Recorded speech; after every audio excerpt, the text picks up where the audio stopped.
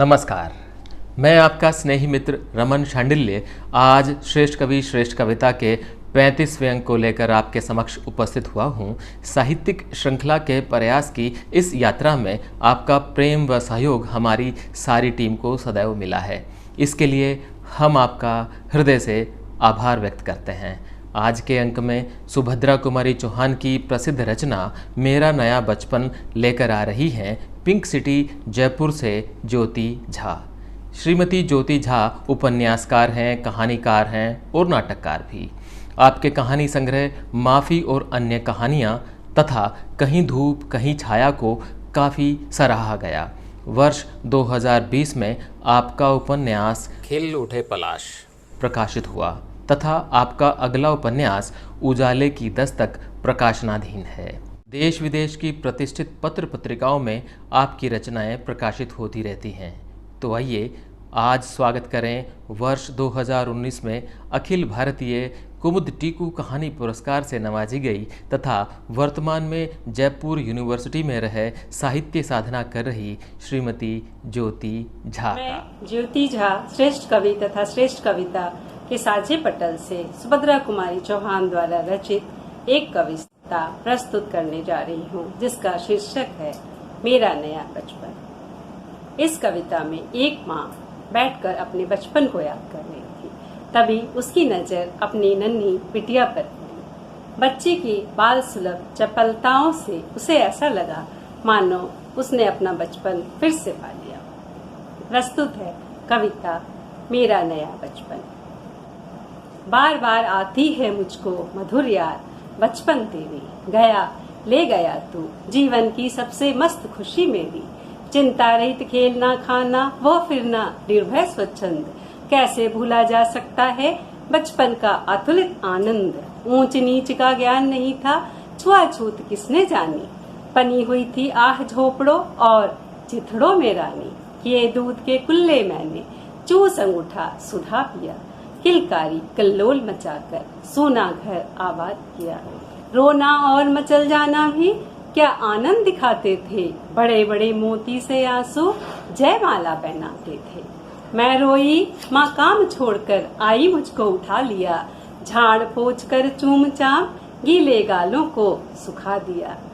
आजा बचपन एक बार फिर दे दे अपनी निर्मल शांति, व्याकुल व्यथा मिटाने वाली वह प्राकृत विश्रांति, वह भोली सी मधुर सरलता, वह प्यारा जीवन निष्पाप।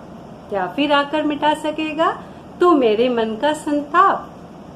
मैं बचपन को बुला रही थी, बोल उठी बिटिया मेरी, नंदन वंशी फूल उठी वह छोटी सी कुटिया मेरी। माओ कहकर बुला रही थी, मिट्टी खाकर आई थी, कुछ मुंह में कुछ लिए हाथ में मुझे खिलाने लाई थी। फुलक रहे थे अंगुलियों में कौतूहल था झलक रहा, मुंह पर थी आह्लाद लालिमा विजय गर्व था छलक रहा। मैंने पूछा यह क्या लाई, बोल उठी वह माँ गाओ। हुआ प्रफुल्लित हृदय खुशी से, मैंने कहा तुम ही खाओ।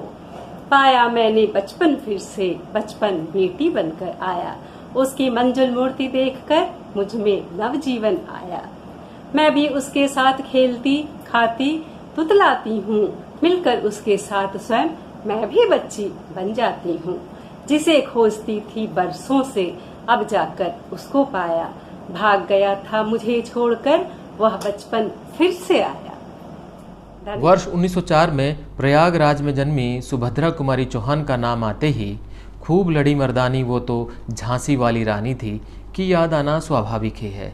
स्कूल में पढ़ने वाले हर बच्चे ने कभी न कभी यह कविता पढ़ी ही होगी। सुभद्रा कुमारी चौहान राष्ट्रीय चेतना की सजग कवित्री के रूप में स्थापित नाम है। वर्ष 1921 में जब महात्मा गांधी के नेतृत्व में असहयोग आंदोलन आरंभ हुआ तो उसमें भाग लेने वाली वे प्रथम महिला थी। स्वतंत्रता आंदोलन के दौरान 2 बार जेल यात्रा करने वाली सुभद्रा कुमारी चौहान की कविताएं देश प्रेम से ओतप्रोत हैं। उनके 3 कहानी संग्रह प्रकाशित हुए। सरल बोलचाल की भाषा में लिखी गई इनकी कहानियाँ नारी विमर्श तथा सामाजिक ताने बाने के इर्द गिर्द घूमती हैं। बाल साहित्य के अतिरिक्त उनके 3 काव्य संग्रह मुकुल, त्रिधारा तथा मुकुल तथा अन्य कविताएं प्रकाशित हुए।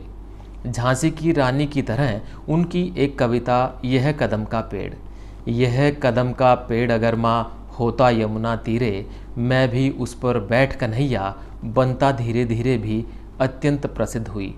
काव्य तथा कथा के क्षेत्रों में समान अधिकार रखने वाली सुभद्रा कुमारी चौहान की कोमल भावनाओं को अभिव्यक्त करती मेरा नया बचपन, जो किसी माँ के द्वारा अपनी नन्ही बेटी की तुतलाती बोली में अपने बचपन का पुनर्सृजन करती है, का रसस्वादन अभी आपने किया है। ऐसे ही कई सुंदर बाल गीत उनकी कलम ने हमें दिए हैं। भारतीय डाक तार विभाग ने वर्ष 1976 में उनके सम्मान में एक डाक टिकट जारी किया। यही नहीं, भारतीय तटरक्षक सेना ने उनके राष्ट्र प्रेम की भावना को सम्मानित करते हुए एक तटरक्षक जहाज को उनका नाम दिया। राष्ट्रभक्ति से ओतप्रोत उनकी अमर पंक्तियों का जरा आनंद लीजिए। सिंहासन हिल उठे, राजवंशों ने भ्रुकुटी तानी थी, बूढ़े भारत में भी आई फिर से नई जवानी थी। मात्र 48 वर्ष की अल्प आयु में इस बहुमुखी प्रतिभा का कार दुर्घटना में निधन हो गया। उन्हें शत शत प्रणाम करते हुए मैं आपसे विदा लेता हूँ। अगले सप्ताह फिर आपसे मुलाकात होगी। नमस्कार।